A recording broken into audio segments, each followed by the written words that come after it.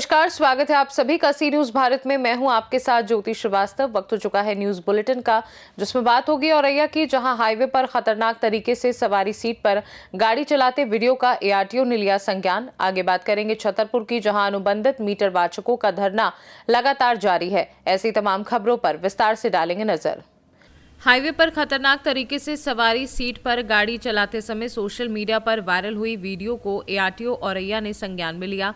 Video के social media पर viral होने पर एआरटीओ औरैया एनसी शर्मा ने ट्रैफिक रूल रेगुलेशन उल्लंघन करने पर 32,300 रुपए का जुर्माना लगाया। वहीं एआरटीओ औरैया ने वायरल वीडियो को लेकर बताया कि मार्च पास के कार्यक्रम में वह कैसे पहुंची, उसे वह ना तो जानते हैं और ना ही उनके द्वारा उसे बुलाया गया था। आज सोशल मीडिया पर वीडियो के वायरल होने पर एआरटीओ औरैया ने बड़ी कार्यवाही की है। औरैया से सी न्यूज संवाददाता राजेश मिश्रा की रिपोर्ट। छतरपुर में अनुबंधित मीटर वाचकों का धरना 25 जनवरी से अधीक्षण अभियंता कार्यालय के बाहर लगातार जारी है। मीटर वाचकों का आरोप है कि एमडी जबलपुर द्वारा 22 अगस्त 2025 को जारी आदेश का पालन अब तक नहीं किया गया, जिससे वे बेरोजगार हो गए हैं। रोजगार की मांग को लेकर आंदोलनरत मीटर वाचकों ने आज धरना स्थल पर सुंदरकांड पाठ कर विभाग को सद्बुद्धि देने की प्रार्थना की। प्रदर्शनकारियों का कहना है कि आदेश जारी हुए 5 महीने बीत जाने के बाद अब स्पष्टीकरण मांगा जाना गंभीर लापरवाही को दर्शाता है। मीटर वाचकों ने साफ कहा है कि जब तक उन्हें ब्राह्म स्त्रोत पदों पर पुनः रोजगार नहीं दिया जाता, उनका धरना जारी रहेगा। इस स्थिति से प्रभावित परिवारों पर आर्थिक संकट गहराता जा रहा है। आज किस तरीके का आंदोलन प्रदर्शन किया गया, क्या किया गया है आज सभी जो मीटर रीडर हैं वो 25 जनवरी से धरना पर बैठे हुए हैं और इनकी कोई मांग नहीं सुनी जा रही है।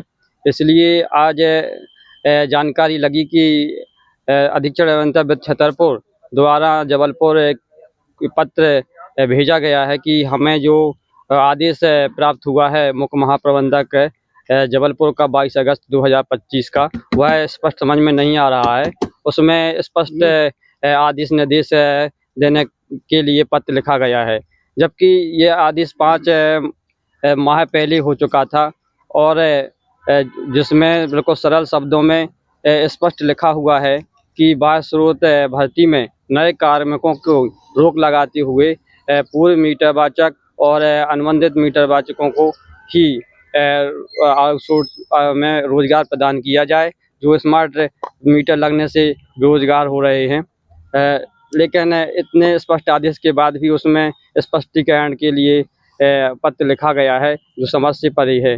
और सभी मीटर रीडरों ने यह फैसला लिया कि कंपनी प्रबंधन के आदेश के बाद वित्त छतरपुर के जो जिम्मेदार अधिकारी हैं उसका पालन नहीं कर रहे हैं। उनकी सभी की सद्बुद्धि के लिए आज धरना स्थल पर श्री सुंदरकांड पाठ का आयोजन कर ईश्वर से प्रार्थना की गई कि सभी अधिकारियों को सद्बुद्धि प्रदान करें ईश्वर, ताकि इन बेरोजगार अनुबंधित मीटर रीडरों का जो रोजगार छिन गया है उन्हें रोजगार मिले और उनकी जो मनमानी है उस पर विराम लगे। छतरपुर से सी न्यूज संवाददाता कुलदीप सक्सेना की रिपोर्ट। चित्रकूट जिले की राजापुर तहसील अंतर्गत सरदुवा थाना क्षेत्र के ग्राम गुरगौला में यमुना नदी से अवैध बालू खनन चरम पर है, जहां पोकलैंड मशीनों से दिन रात खुलेआम खनन किया जा रहा है। आरोप है कि खनन माफिया स्थानीय पुलिस, खनिज विभाग और प्रशासन की मिलीभगत से हर दिन लाखों की अवैध कमाई कर सरकारी राजस्व को नुकसान पहुंचा रहे हैं। नियमों के विपरीत नदी की जलधारा के बीच तक खनन कर बालू के विशाल टीले बना दिए गए हैं, लेकिन खनन अधिकारी, एआरटीओ और तहसील प्रशासन आंखें मूंदे हैं। उच्च अधिकारियों के निर्देशों के बावजूद ओवरलोडिंग और अवैध खनन पर कोई कार्यवाही नहीं हो रही, जिससे स्पष्ट है कि खनन माफिया को संरक्षण प्राप्त है। इस पूरे मामले ने प्रशासन की कार्यप्रणाली और नैतिकता पर गंभीर सवाल खड़े कर दिए हैं। चित्रकूट से सी न्यूज संवाददाता वीरेंद्र सिंह की रिपोर्ट। उत्तर प्रदेश के कचौना में भूमाफिया नसीम और उसके परिवार की दबंगई का मामला सामने आया है, जहां नसीम, उसका भाई मुख्तार और बेटे ने बीच सड़क एक व्यक्ति की बेरहमी से पिटाई कर दी। घटना का वीडियो सोशल मीडिया पर वायरल है, जिसमें एक महिला अधिवक्ता लगातार आरोपियों को रोकने की गुहार लगाती नजर आ रही है, लेकिन दबंगों पर किसी का कोई असर नहीं दिखा। आरोप है कि नसीम पर पहले से ही कई आपराधिक मामले दर्ज हैं और वह सत्ताधारी दल के कार्यक्रमों में भी नजर आता रहा है। जिससे उसे राजनीतिक संरक्षक मिलने की चर्चा है। इस घटना ने कानून व्यवस्था पर गंभीर सवाल खड़े कर दिए हैं और कचौना की जनता प्रशासन से ऐसे अपराधियों पर सख्त कार्यवाही की मांग कर रही है। हरदोई से सी न्यूज संवाददाता अनुराग सिंह की रिपोर्ट। जोधपुर में रेलवे एम्प्लॉयज को कोऑपरेटिव बैंकिंग सोसाइटी लिमिटेड द्वारा मेधावी प्रतिभा सम्मान समारोह का आयोजन किया गया, जिसमें कुल 114 छात्र छात्राओं को सम्मानित किया गया। समारोह के मुख्य अतिथि मंडल के रेल प्रबंधक अनुराग त्रिपाठी रहे। बैंक के मुख्य कार्यकारी अधिकारी मनोज कुमार परिहार ने बताया कि पोस्ट ग्रेजुएट डिग्री एवं प्रोफेशनल कोर्स में उत्कृष्ट प्रदर्शन करने वाले विद्यार्थियों को 1500 रुपये प्रमाण पत्र और 10 ग्राम शुद्ध चांदी का मेडल, जबकि कक्षा 10वीं व 12वीं में बेहतर अंक लाने वाले छात्राओं को 1000 रुपये प्रमाण पत्र और चांदी का मेडल देकर सम्मानित किया गया। अतिथियों ने छात्रों की कड़ी मेहनत, अनुशासन और योजनाबद्ध अध्ययन से आगे बढ़ने का संदेश दिया। कार्यक्रम में बैंक व रेलवे के वरिष्ठ अधिकारी, यूनियन पदाधिकारी बड़ी संख्या में अभिभावक उपस्थित रहे। हाँ जी, आज रेलवे कोऑपरेटिव बैंकिंग सोसाइटी द्वारा हम शेयर होल्डर के 114 प्रतिभावान छात्र छात्राओं को सम्मानित करने का काम करेंगे, जिसके अंदर 10वीं कक्षा में जिन छात्र छात्राओं ने 70% से अधिक किए हों और 12 के अंदर 65 अंक से अधिक उन्होंने प्राप्त किए, उनको यहाँ सम्मानित करने का कार्य किया जाएगा, जिसके अंदर 10 ग्राम सिल्वर कॉइन्स और 1000 और 1500 रुपये नगद पुरस्कार के रूप में वित्त प्रमाण पत्र देने का काम भी किया जाएगा। ये बैंक आज से नहीं करीब बल्कि 106 वर्ष से लगातार कर्मचारियों के बीच में है। उनकी हर समस्याओं को लेकर बैंक कर्मचारियों के बीच में है। हम इस बैंक के माध्यम से 25 लाख तक का लोन रेल कर्मचारियों, शेयर होल्डरों को देने का काम करते हैं और समय समय पर अगर किसी के कोई विपद परिस्थिति हो जाती है शेयर होल्डर के, उनको भी हम आर्थिक मदद भी देने का काम करते हैं। हमारे बैंक के माध्यम से पूर्व हमारे सीईओ ने रेलवे अस्पताल के अंदर एम्बुलेंस देने का भी काम किया। हम स्कूल के अंदर फर्नीचर, अस्पताल के अंदर सहायता देने का भी काम समय समय पर करते रहते हैं। और मैं बता दूं इस बैंक के इतिहास के बारे में, जब इस बैंक का स्थापना हुई थी उस समय देश के अंदर पैसे की बहुत महत्वपूर्णता थी। आज तो हम किसी भी बैंक से 5 लाख 10 लाख का लोन बैंक तुरंत दे देती है, लेकिन जब हमारी बैंक की स्थापना हुई थी तो हमारे पूर्वजों की यह सोच थी कि हमारा रेल कर्मचारी लोन के लिए इधर उधर घूमे नहीं, तो उस समय मात्र 25 पैसे कंट्रीब्यूशन पे इस बैंक का स्थापना हुई थी और 60 और 70 रुपये तक का लोन देते थे और आज बढ़ते बढ़ते 25 लाख रुपए हो गया है। साथ ही साथ इस बैंक के माध्यम से हम house building advance vehicle loan भी देने का कार्य करते हैं और आगे आने वाले समय में हम इस बैंक को पूर्ण रूप से कंप्यूटरित करते हुए रेल कर्मचारियों और शेयर होल्डर को लाभान्वित करने का काम आपके माध्यम से करने का कार्य करेंगे। रेल कर्मचारियों की विभिन्न बकाया मांगों को लेकर ऑल इंडिया रेलवेमेंस फेडरेशन के आह्वान पर 2 फरवरी को पूरे देश में राष्ट्रव्यापी प्रदर्शन हो रहा है। उत्तर पश्चिम रेलवे में NWRU के तत्वाधान में लगभग 100 स्टेशनों पर अलग अलग यूनिट पर प्रदर्शन आयोजित किए जाएंगे। कहीं धरना होगा, कहीं रैली निकाली जाएगी, कहीं मीटिंग निकाली जाएगी और विभिन्न कैटेगरी की जो बकाया मांगें हैं उसके लिए हम उस दिन प्रदर्शन करके इस देश की सरकार को चेतावनी देंगे कि समय रहते इन मांगों का निपटारा कर लो, अन्यथा आने वाले समय में इसके बहुत गंभीर परिणाम भुगतने पड़ेंगे। इसके साथ ही 12 फरवरी को औद्योगिक क्षेत्रों में हड़ताल करने का सभी सेंट्रल ट्रेड यूनियन ने फैसला किया है और इसमें मुख्य जो बात है 4 नए लेबर कोड हैं, जिसके माध्यम से ट्रेड यूनियन चलाने के अधिकारों को संकुचित किया जा रहा है, जिसके माध्यम से श्रमिकों का शोषण करने का खुला रास्ता जो है मालिकों को मिलने वाला है, जिसके कारण सोशल सिक्योरिटी ख़त्म हो जाएगी, नियमित रोजगार प्रभावित होंगे। और इसके अलावा हमारी जो प्रमुख मांगें हैं उसमें एक मांग ये भी है कि बिजली संशोधन विधेयक 2025 इस देश में लाया जा रहा है, तो ये सारा का सारा क्षेत्र जो है पूरा प्राइवेट सेक्टर में चला जाएगा, अडानी अंबानी इन लोगों के हाथ में चला जाएगा। बीज विधेयक को लाया जा रहा है, जिसके माध्यम से किसानों को खेती करना मुश्किल हो जाएगा, उनको बीज तक उपलब्ध नहीं होंगे। एक श्रम शक्ति नीति पिछले अगस्त में वो लेके आए हैं, हालांकि उस पर संसद में चर्चा होनी है, लेकिन उसके माध्यम से एक तरीके से देश में ट्रेड यूनियन रहे ही नहीं, इस प्रकार की व्यवस्था लाने का काम ये सरकार कर रही है। सोशल सिक्योरिटी की बात हुई, मिनिमम वेजेस की बात हुई, इन तमाम मांगों को लेकर 12 फरवरी को सभी सेंट्रल ट्रेड यूनियन सभी औद्योगिक क्षेत्रों में हड़ताल कर रही है और ये हड़ताल सफल हो, इसके लिए जगह जगह जाकर सम्मेलन आयोजित हो रहे हैं, मीटिंग आयोजित हो रही है और हमारा लक्ष्य है कि सभी औद्योगिक घराने, सभी औद्योगिक क्षेत्र इस दिन बंद रहे। मुकेश माथुर, महामंत्री north western railway employees union, अध्यक्ष हिंद मजदूर सभा। जोधपुर से सीनू संवाददाता आनंद शर्मा की रिपोर्ट। कोडरमा जिले के मरकच्चो थाना क्षेत्र के बेला गांव में उस समय हाई वोल्टेज ड्रामा देखने को मिला जब पश्चिम बंगाल की एक युवती महिला संगठन के साथ गांव पहुंची और अपने कथित पति के खिलाफ हंगामा किया।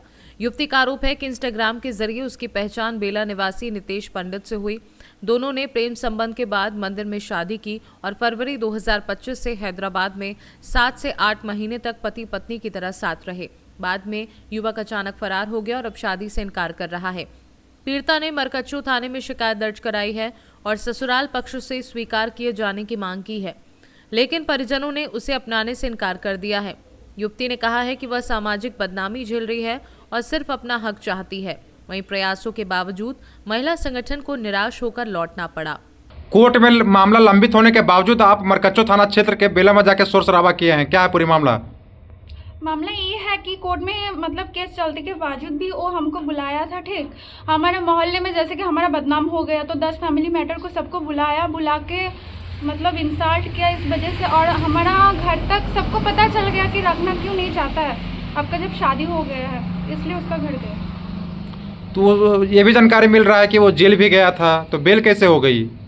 वो बेल इसलिए लिया था हाई कोर्ट से कि शादी कर लेंगे बोल के वो बेल लिया था। शादी करने के लिए इनकार कर रहे हैं। क्या कुछ मांग करते हैं प्रशासन से? प्रशासन से ये मांग करते हैं कि हमको इंसाफ मिले या तो शादी करके रखे। तो कोर्ट का भी नियम होते हैं, आप तो कोर्ट के माध्यम से भी जानकारी दे सकते थे कि वो रखने से इनकार कर रहा है, उसका फिर अरेस्ट होता, लेकिन आप तो वहाँ घर पे पहुँच गए हैं। नहीं, जैसे कि कोर्ट का मामला चलेगा तो 6 साल 7 साल बहुत दिन लग जाएगा। मैं एक लड़की हूँ तो उतना दिन तक हम नहीं रह पाएंगे, तो जब फैसला होना है तो जल्दी हो, हम वही चाहते हैं या तो इंसाफ मिले या तो शादी करके रखे हमको। कोडरमा से सीनू संवाददाता कौशल पांडे की रिपोर्ट। ठाकुर द्वारा नगर पालिका क्षेत्र में गरीबों और बेसहारा लोगों के लिए बनी काशीराम व आसरा आवासीय योजनाएं भारी अनियमितताओं के चलते खंडहर बन चुकी हैं, जिससे यहां रह रहे लगभग 500 परिवारों की जान खतरे में है। आरोप है कि निर्माण में घटिया सामग्री का उपयोग किया गया और आवंटन जरूरतमंदों के बजाय अमीरों व संबंधियों को कर दिया गया, जिन्होंने मकान किराए पर दे दिए और देखरेख नहीं की।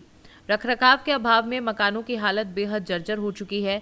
हाल ही में एक आवास का लिंटर गिरने की घटना भी सामने आई, लेकिन नगर पालिका ने कोई ठोस कदम नहीं उठाया। प्रशासन की लापरवाही और चुप्पी से लोगों में डर है कि यदि समय रहते कार्यवाही नहीं हुई तो कोई बड़ा हादसा हो सकता है। यहाँ पर कितने परिवार रहते हैं? कुल 35 परिवार। 35 परिवार जो हैं वो कौन है? जो मिली हुई है, जिन्हें स्थायी कॉलोनी मिली हुई है, जो अपने निजी रहना है, बाकी सब किराएदार हैं। अच्छा, टोटल कितने और परिवार हैं? घेर घेर के रहना है, ताले तोड़ तोड़ के। ताले तोड़ तोड़ के? हाँ, और ये घेर के रहना। अच्छा, बिजली भी वैसी चला रहा है। कैसे? नंबर 2 की। अच्छा, टोटल कितने कॉलोनी है यहाँ पे, मतलब कितने मकान? कितने मकान है? 204 हैं टोटल। 204 है। आसरा कॉलोनी में कितने हैं? आसरा कॉलोनी में 346। 346। तो वहाँ पे भी ऐसी है, जिन्हें मिले हुए हैं, जो ओरिजिनल मिले हुए हैं वो नहीं रह रहे हैं। अच्छा, हाँ, अदर लोग हैं जो वो रह रहा है। जैसे हमारे 12-11 कम मकान मिले में सिर्फ हम रह रहे हैं अपने ब्लॉक में, बाकी सब अवैध रह रहा है, हमारा अपना कनेक्शन है। अच्छा। हाँ। मुरादाबाद से सीनू संवाददाता देश रतन सिंह की रिपोर्ट। प्रयागराज के हंडिया स्थित सरकारी उच्च विद्यालय में आर्थिक रूप से कमजोर वर्ग की 25 छात्राओं को साइकिलें वितरित की गई। ये वितरण भारतीय राष्ट्रीय राजमार्ग प्राधिकरण NHAI की प्रेरणा से क्यूब रूट्स फाउंडेशन द्वारा सर्वांगीण अभियान सामुदायिक विकास कार्यक्रम के तहत किया गया। कार्यक्रम में NHAI प्रयागराज के परियोजना निदेशक SK सिंह मुख्य अतिथि रहे, जिन्होंने बालिका शिक्षा को बढ़ावा देने वाली इस पहल की सराहना की। इस दौरान छात्राओं को सड़क सुरक्षा के प्रति भी जागरूक किया गया और हेलमेट, सीट बेल्ट व यातायात नियमों का पालन करने की जानकारी दी गई। विद्यालय की प्रधानाचार्य प्रज्ञा चौहान ने इसे गरीब छात्राओं के लिए शिक्षा में सहायक कदम बताया। प्रयागराज से सी न्यूज़ संवाददाता रणविजय सिंह यादव की रिपोर्ट। खबर मध्य प्रदेश के रीवा जिले से है, जहां उत्तर प्रदेश के प्रयागराज नगरी में चल रहे माघ मेला के दौरान प्रयागराज प्रशासन द्वारा गंगा स्नान करने से शंकराचार्य स्वामी अविमुक्तेश्वरानंद को रोकने व उनके बटुकों के साथ मारपीट कर उनके अपमान करने जैसी घटनाओं का आम आदमी पार्टी रीवा इकाई ने युवा नेता शुभम सिंह बघेल ने उत्तर प्रदेश शासन व केंद्र सरकार का जमकर विरोध किया है। इस दौरान उन्होंने कहा कि भाजपा चुनाव के समय पर हम सनातनियों का वोट लेने के लिए सनातनियों का हितैषी पार्टी होने का ढोंग करती है और चुनाव जीतने के बाद प्रयागराज जैसी पवित्र नगरी में माघ मेला के दौरान गंगा स्नान करने से हम सनातनियों के गुरु शंकराचार्य का अपमान करने व बटुकों के साथ धक्का मुक्की कर उनके साथ मारपीट जैसी घटनाएं जिला प्रशासन द्वारा करना अक्षम्य है। आइए सुनते हैं कि इस दौरान उन्होंने मीडिया से चर्चा में क्या कुछ कहा है। जी, अभी देखा जाए तो प्रयागराज में माघ मेला चल रहा है, जिसमें शंकराचार्य जी को शाही स्नान से योगी प्रशासन काल में रोका गया है। क्या कहना चाहेंगे आप इस पर? जब बुद्धि इतना ज़्यादा घमंड से भर जाती है कि सही और गलत में फर्क करना बंद कर देते हैं, तानाशाही का रवैया इतना ज़्यादा चढ़ जाता है कि जो वो कह रहे हैं वही सर्वमान्य, ऐसा उनकी नज़रों में है।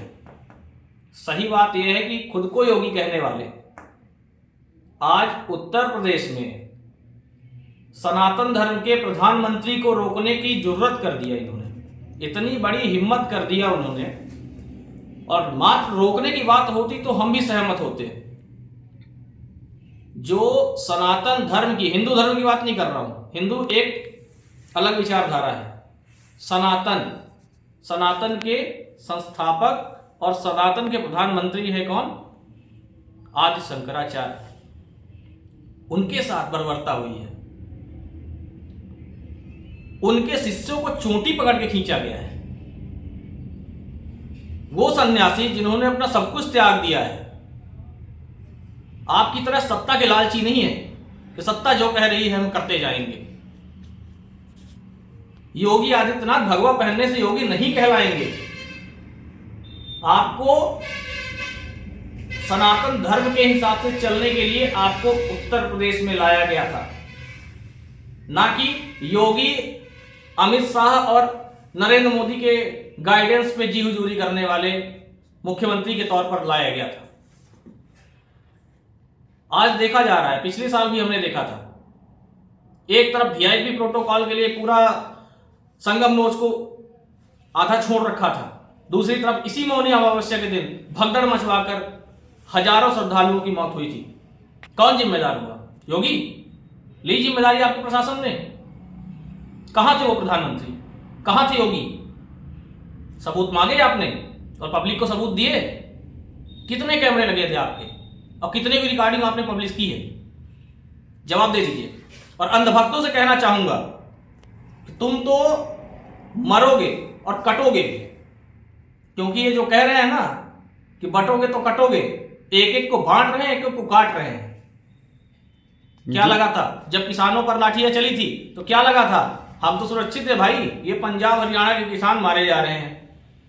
उसके बाद शिक्षक मारे गए। इस देश में पहली बार देखा है किसी के शासनकाल में कि शिक्षक मारे गए हैं। किसके लिए? अपने छात्रों के अधिकार की मांग के लिए। वो शिक्षक जिनके कारण पढ़कर आज IAS IPS बनते हैं। IAS IPS की लॉ भी जानती है ना, किससे पढ़कर शिक्षक, किस शिक्षक से पढ़कर बने हो आप? आपको तो इतना सेंस होना चाहिए। अनपढ़ गंवार बैठे हैं सरकार में, तो आपको तो इन गाइडलाइन को फॉलो करना चाहिए। सनातन की बात अगर कोई उठाता है, गौ रक्षा की बात उठाता है, तो कौन सी गलत कर रहा है? गौ रक्षा की बात अगर कोई कर रहा है तो उसके एवज में आपको इतनी मिर्ची लग रही है कि आप उनको रोकने के लिए कुछ भी करोगे। ऐसा ही हुआ था पहले भी इंदिरा गांधी के शासन में। सनातन का अपमान जब जब हुआ है तब तक सत्ता, शासन, सिंहासन सब हिले हैं। चाहे वो औरंगजेब हो, चाहे वो अकबर हो, चाहे फिर कांग्रेस का शासन गया, अगली बारी नरेंद्र मोदी और उनके चेले चापड़ों की है। शुद्ध भाषा में मैं जवाब देना चाहता हूं पूरे होशो हवास में कि चेले चापड़े। ऐसा इसलिए कहने को मजबूर हूं क्योंकि जी हुजूरी करते करते ये अपना पद का ओहदा भूल चुके हैं कि हम किसके साथ कौन सी बर्बरता कर रहे हैं। सनातन धर्म और शंकराचार्य जी का अपमान ये बीजेपी लगातार जो करती आ रही है, तो ये बात तो सत्य है, उन्होंने कही थी शंकराचार्य जी ने कि ये हिंदू पार्टी नहीं है। गोरक्षा के नाम पर, गाय को राष्ट्र माता बनाने के नाम पर आपने सरकार बनाई थी, और आज गोकसी में और गाय का मांस एक्सपोर्ट करने पे विश्व में दूसरे नंबर पर हो। कितनी बड़ी शर्म की बात है। गाय का नाम लेकर चंदा लोगे, गाय की हत्या करवाओगे, उसे भाजपा कार्यालय में मिली है। भाजपा कार्यालय में बीफ मिल रहा है, भाजपा का मंत्री बोल रहा है मैं बीफ खाता हूं, उसके ऊपर कार्रवाई नहीं हो रही। जो गौ रक्षा के लिए बात कर रहा है उस पर आप डंडे चलवा रहे हो। और साथ में बता दूं, मैं रीवा से हूं, सिमरिया विधानसभा में एक ट्रक पकड़ा गया है। ट्रक में क्या था? गाय की हड्डियां थी, और ड्राइवर द्वारा क्या बताया गया? फैक्ट्री ले जाई जा रही है। तो अगर इतनी भारी मात्रा में एक ट्रक हड्डी मिल सकती है, तो आखिर उन गौ वंशों का क्या हुआ? कहां गए वो गौवंश?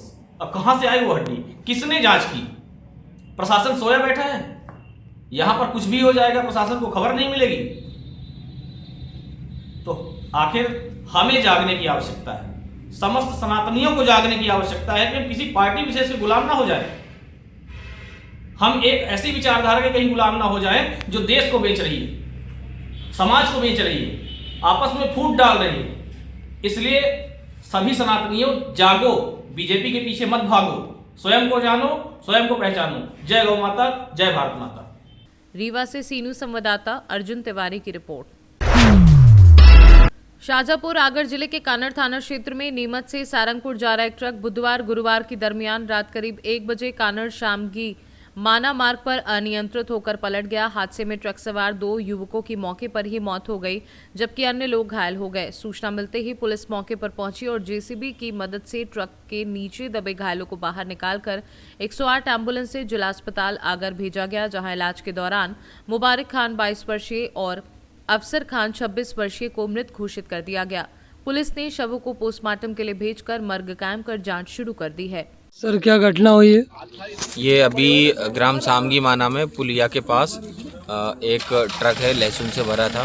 ये घने कोहरे के कारण ये ट्रक पलट गया। इसमें 2 लोग दब गए थे जो घायल अवस्था में थे। सूचना मिलते ही डायल 100 एवं थाना कानड़ का स्टाफ मौके पर पहुंचा और जेसीबी और इनकी व्यवस्था करके आम नागरिकों के सहयोग से, सामगी माना के और कानड़ के गणमान्य नागरिक सभी सहयोग से इसको 2 लोग जो इसमें दब गए थे उनको घायलों को निकाला गया है और आगर अस्पताल भेजा गया है। जी, कैसे भेजा है इनको सर?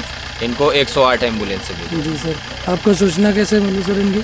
हमें डायल 100 पर इवेंट आया था कि एक ट्रक यहाँ पुलिया पर पलट गया है, तो उसी में डायल 100 के स्टाफ ने हमें बताया। तत्काल हम भी जेसीबी और ड्राइवर को लेके कानड़ से तत्काल आए और उनको निकाल लिया गया है। इनका पता चला सर ये कहाँ के थे ड्राइवर? ये कहाँ जा रहे थे, कहाँ से आ रहे थे? अभी इतना पता चला है मंदसौर से गाड़ी शाजापुर या सारंगपुर कहीं मंडी में जा रही थी लहसुन लेके। और अभी घायल कहाँ के रहने वाले हैं इस संबंध में कोई जानकारी प्राप्त नहीं हुई है। अभी प्रयास चल रहा है, जानकारी मिल जाएगी। सर आपका शुभ नाम? मैं टीआई थाना प्रभारी कानड़ राजकुमार दानी। शाजापुर से सीनू संवाददाता यूसुफ खान की रिपोर्ट। न्यूज बुलेटिन में फिलहाल के लिए इतना ही। बने रहिए सी न्यूज भारत के साथ। हर खबर आपके साथ, आपके हाथ।